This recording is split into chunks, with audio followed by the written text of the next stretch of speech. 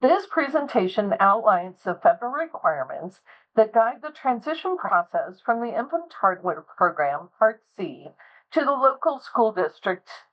In Idaho, the Infant Toddler Program, housed within the Department of Health and Welfare, is the lead agency for Part C, and the Department of Education is the lead agency for Part B of the Individuals with Disability Education Act, or IDEA.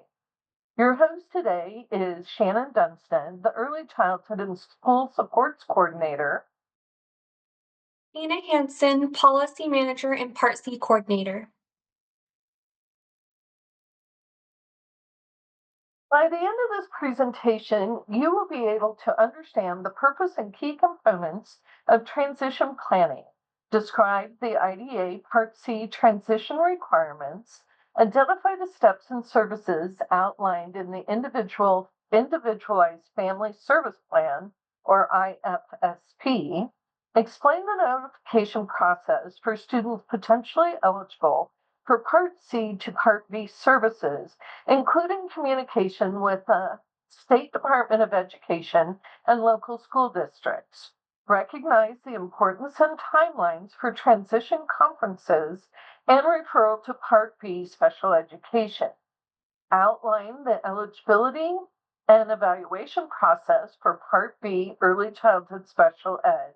Understand individualized educational programs, or IEP development, including consideration for late referrals from Part C and summer birthdays.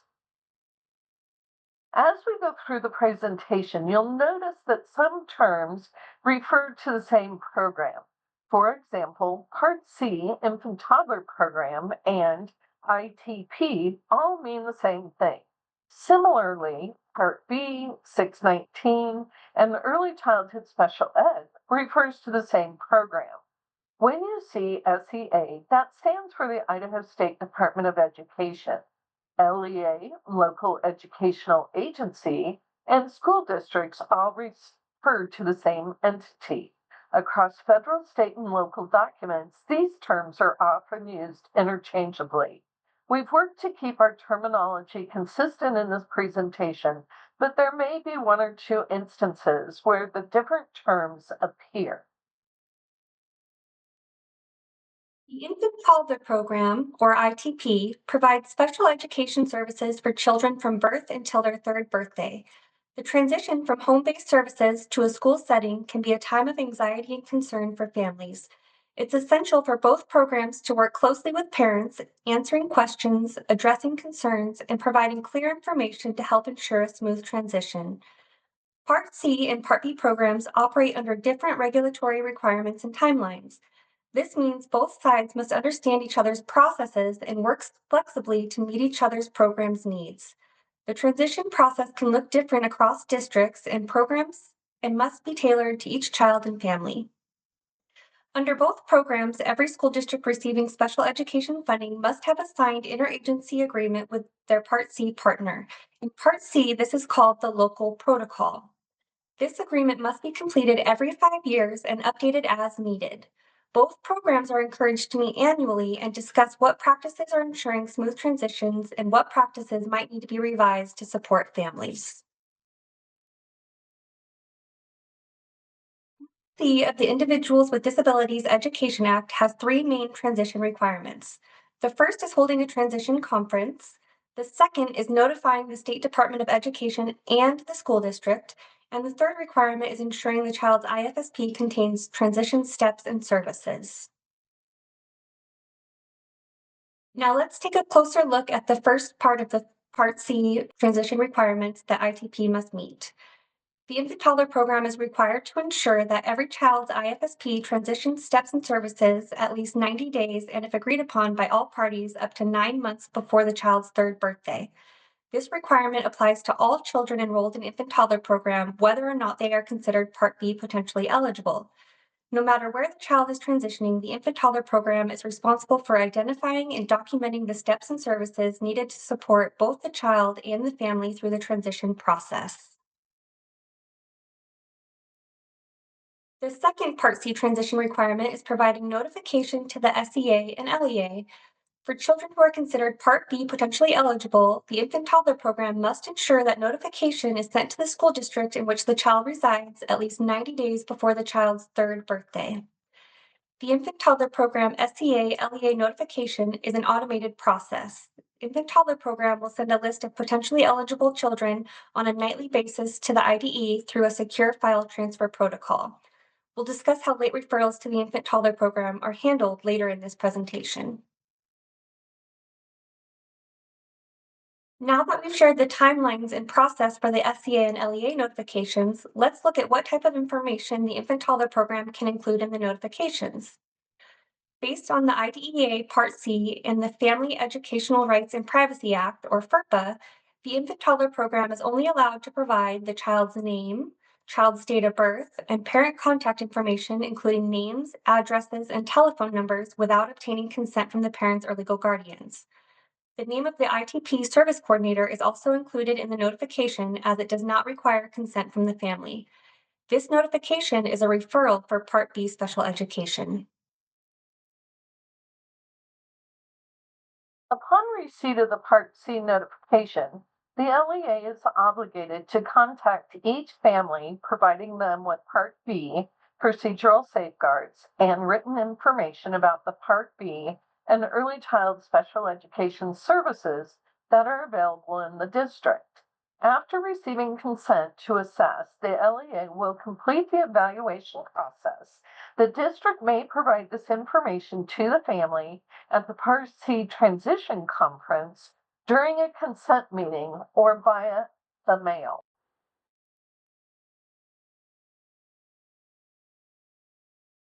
The final Part C transition requirement is holding a transition conference. The infant toddler program must hold a Part C transition conference with approval from the family at least 90 days and at the discretion of all parties, not more than 9 months before the child's third birthday for children who are potentially eligible for Part B.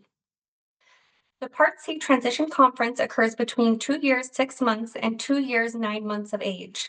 If a child is Part B potentially eligible, the infant toddler program is required to invite the child's parent or legal guardian, school district representative, infant toddler program providers, and others as requested by the family. There is also an option to invite other agencies that may be considered for future services with consent of the parent or legal guardian. Under IDEA Part C, the local education agency, the LEA, is required to participate in the transition conference. However, if the LEA cannot attend, the infant toddler program must still hold the conference no later than when the child is 2 years and 9 months old. The purpose of the transition conference is to introduce the child and family to available programs and service options. This ensures that families have the information they need to make informed decisions about all options within their community once Part C eligibility ends after the child turns 3. It's also a two-way exchange. Families gain a deeper understanding of their school district's programs and services, while the school district representative has the chance to learn more about the child and family, helping to support a smooth and personalized transition. Either at the Part C transition conference or shortly thereafter, the infant toddler program will complete a DHW disclosure form with the consent from the parent or legal guardian, allowing the service coordinator to provide the LEA with documents identified on the disclosure form. Typical documentation includes the current IFSP Part 1 and Part 2, all addendums to the current IFSP, existing Part C evaluations, existing Part C assessments, and the current IFSP 6-month review. It is important to note that each timeframe depicts regulations for the transition requirements. Children who are referred and determined eligible for the infant toddler program between 31.5 months, or 135 days, to 33 months, or 90 days, before a child's third birthday follow the same transitional processes as described previously. It is important to recognize that the timelines for completing all Part C requirements must still be completed 90 days before the child's third birthday. During this timeframe, the SEA-LEA might receive an individualized child notification. For children who are referred and determined eligible for the infant toddler program between 33 months, or 90 days, to 34.5 months, or 45 days, before a child's third birthday, it is recommended to conduct simultaneous eligibility determinations for Part C and Part B. The IFSP must include transition plan activities, and the infant toddler program will hold a transition conference. For children referred and determined eligible during this time frame, the transition conference should be held at the initial IFSP meeting.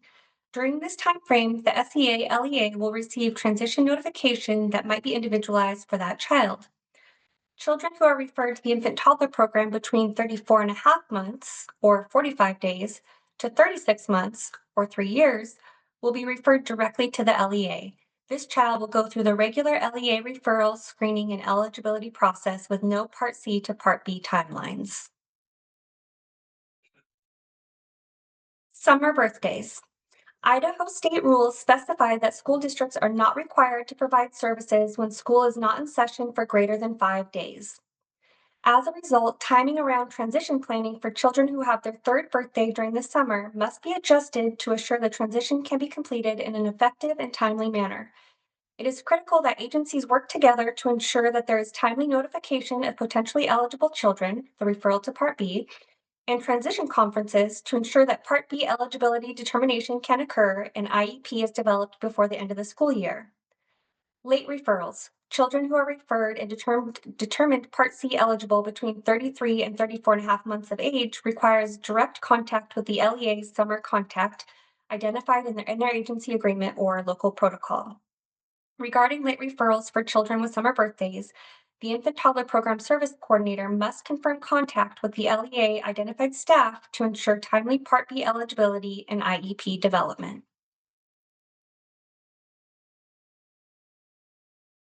Evaluation and eligibility for Part B, the LEA is responsible for making decisions regarding evaluation, assessment, and eligibility for Part B, not the ITP staff. However, Part C and Part B staff should work collaboratively to share necessary information whenever possible. This interagency protocol is a negotiated agreement that formalizes how the ITP and the LEA will work together to support children and families.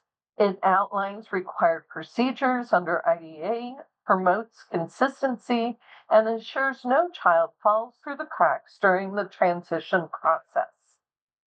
The document covers more than just meetings. It includes planning for child find activities, setting up timely notifications, developing transition plans, addressing special cases like late referral and summer birthdays, and even outlines how disputes will be resolved. One of the keys to making the protocols work smoothly is clarity about each program's role. For the ITP, it is essential to set and track the timeline for inviting the LEA so they have adequate notice. For the LEA, having a reliable attendance tracking system ensures that participation is monitored and gaps can be addressed. Most importantly, both programs must work together, sharing information, coordinating schedules, and centering the process on the family's needs to ensure a positive and seamless transition. Ultimately, the protocol is about putting the child and family at the center, making sure we work together, meet deadlines, and adapt to unique situations while following IDA requirements. We want to thank you for your time and attention, and if you have any additional questions, feel free to reach out to us.